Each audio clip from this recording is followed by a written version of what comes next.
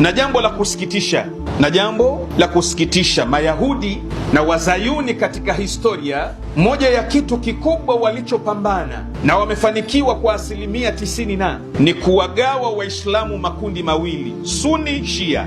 Hili Mayahudi na Mazayuni wamefanikiwa, na wakafanikiwa Mayahudi na Wazayuni kitu chingine muhimu sana, kujaribu kutengeneza mambo ambayo hayapo na kuyakita kwenye jamii mara baada ya mara, wakati baada ya wakati, ili kuwaamsha Waislamu Masuni na Mashia wasiweze kukaa pamoja. Nataka niwatajie baadhi ya mambo. Mnakumbuka huko nyuma kulikuwa na tuhuma kubwa sana kwamba Mashia ni majusi, yani Mashia ni wale wa Irani walikuwa wanaabudu moto zamani. Hiyo tuhuma ilikuwa na nguvu kwenye miaka ya 80, miaka ya 70, 80 mpaka miaka ya 90. Lakini je, unaisikia sasa kwamba Mashia ni majusi? Unaisikia tena? Haipo. Yani ni ishara kwamba kuna kiwanda kinachotengeneza haya mambo. Haya mambo hayawi tu hivi sudfa.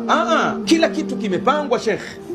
Naomba mkatafute kitabu kinachoitwa kwa lugha ya Kiarabu, kimetarjamiwa kutoka kwenye lugha tofauti kwa Kiingereza, Protokolati Ulamai Yahudi, mipango mikakati ya maulama wa Kiyahudi. Utaona yote yanayotokea leo haya yamepangwa, yako kwenye mikakati. Kwa hiyo tuhuma dhidi ya Mashia nazo pia zimepangwa, hazipo.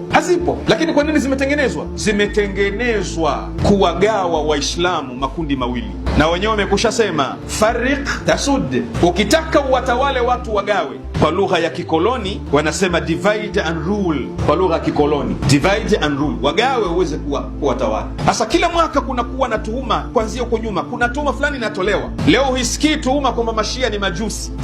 Tuhuma hiyo ipo tena. Yani leo duniani ukisema yule mzee anayeitwa Ali Khamenei ni majusi, anabudu moto, yani hata Wazaramu wa Manarumangu watakucheka.